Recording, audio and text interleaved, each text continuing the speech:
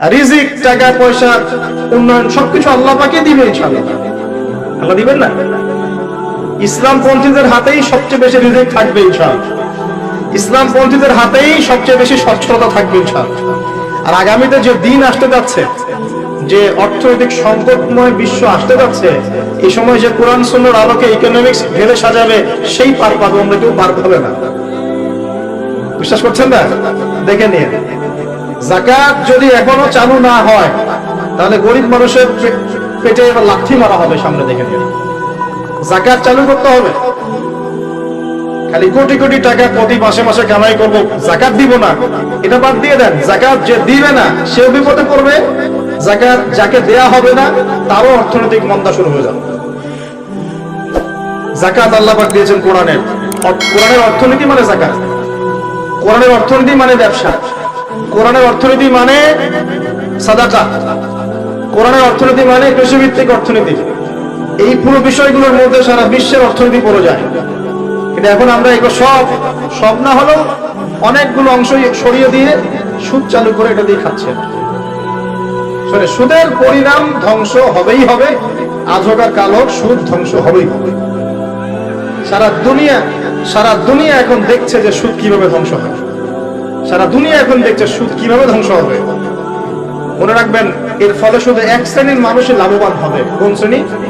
যারা বুর্জোয়া শ্রেণী, যারা পুঁজিবাদী শ্রেণী, যারা ধনিক শ্রেণী, যাদের হাতে সম্পত্তি কুণ্ঠিগত থাকবে, এরা হয়তো পার পেয়ে যাবে এই দুনিয়াতে। কিন্তু মধ্যবিত্ত শ্রেণী আর নিম্ন মধ্যবিত্ত শ্রেণীর জীবনে এমন দুর্ভোগ নেমে আসবে সামনে, দেখে নিয়ে কি হয়। সুদের পরিণতি হচ্ছে ধ্বংস। সুদের পরিণতি মানেই ধ্বংস। সুদ যখন চালু হবে তখন আল্লাহ পাক কোরআনে বলছেন, ও যে ব্যক্তি সুদ খেলো সে যেন আমার এবং আমার নবীর সাথে যুদ্ধ করলো। একটা বলি তাহলে বুঝবেন। সূরা বাকারা 200 সম্ভবত 79-80 আয়াতগুলো দিকে আছে। 79-80 আল্লাহ পাক বলেন, ইয়া আইয়ুহাল্লাযীনা আমানু, হে মুমিনগণ, ইত্তাকুল্লাহ, তোমরা আল্লাহকে ভয় করো। আল্লাহর কথা সহজ না?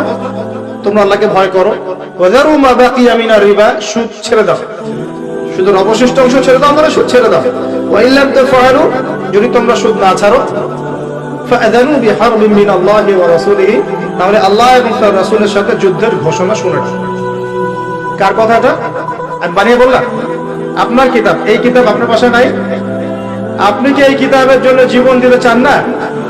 যখন এই কিতাবকে কেউ অবমাননা করে, আপনার তো গা জ্বলে, হৃদয় রক্তক্ষরণ হয়। আপনি কি সূরা ফাতিহার মধ্যে আল্লাহ যা বলেছেন তা কি বুঝতে পারলেন? এই যে আয়াত একটা তেলাওয়াত করলাম, আপনি পড়তে পারলেন, ইয়া আইয়ুহাল্লাযীনা আমানু তাকুল্লাহা ওয়া যারু মা বাকিয়া মিনার রিবা ইন কুনতুম মুমিনিন ওয়া ইন লাম তাফআলু ফাআযানু বিহারবিন মিনাল্লাহি ওয়া রাসূলিহি। আপনি কি কিছু বুঝলেন? তেলাওয়াত করলেন, প্রত্যেক হরফে 10 নেকি হলো, আপনার আমলনামায় প্রত্যেক হরফে 10 নেকি হলো, ঠিক আছে, বুঝলাম, মানলাম। কিন্তু এই আয়াত আপনি বুঝতে পারলেন না। কিন্তু এখন আমি যদি বলে দেই আয়াতের অর্থটা এমন, হে মুমিনগণ, আল্লাহকে ভয় করো, সুদ ছেড়ে দাও, যদি না ছাড়ো আল্লাহ এবং তার রাসূলের সাথে যুদ্ধের ঘোষণা শুনে রাখো। এবার কি কিছু বুঝতে পারলেন? বুঝতে পারেন নাই? তাহলে অর্থের দরকার নাই ভাই। আর কত সহজ করে বলবো বলেন তো ভাই?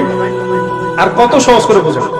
আমি যে এখন মুসলিম পরিবারে জন্ম নিয়েও যে আমি কোরআন তেলাওয়াত করতে পারছি না, অর্থটা পড়ে দেখছি না, নবীর হাদিসগুলো পড়ছি না, কোরআন রেগুলার একটু তেলাওয়াত করি না, কোরআনের একটু দাওয়াত মানুষকে দেই না, কোরআনের কাজে সাহায্য করছি না, এগুলো কি আমার অপরাধ হচ্ছে না? কে বড় অপরাধী তাহলে? তারা না আমরা?